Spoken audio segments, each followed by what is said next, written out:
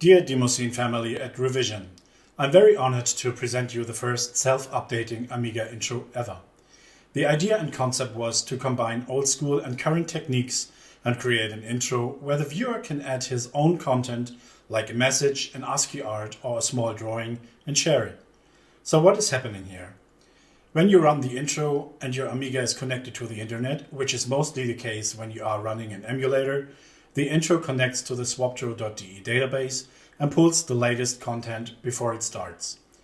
So when you create content, it will be stored local into the intro file and will be uploaded the next time this version of the intro has contact to the swaptro.de database, which is immediately when you have internet connection or next time your intro version gets into the hand of someone who has.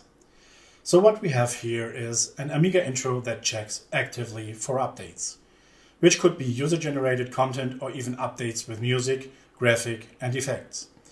The idea came up 1 year ago in the first lockdown, and it took a while to find an Amiga coder who was crazy enough to even listen to this idea.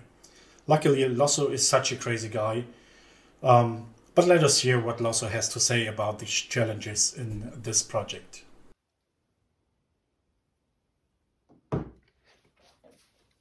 Right.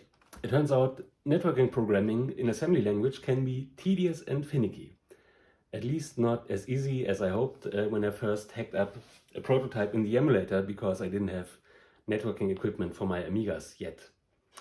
Once I did, I got to enjoy a nice bunch of subtle bugs, like the head-scratching kind of subtle when half of your production stops working after a random time, or when networking requests that cannot possibly fail still fail and will guru meditate just when you try looking at them. Good fun. Well, the usual Amiga coding kind of fun, but with a networking layer on top. So while it's still kind of awesome to see your little intro interact with the tubes of the internet, I'm sure glad our production also works offline as well, the way God intended, by swapping physical disks by mail. So, stamps back, suckers. So thank you, Losso. At this point, we just did this as a proof of concept, and we might push this project a bit further.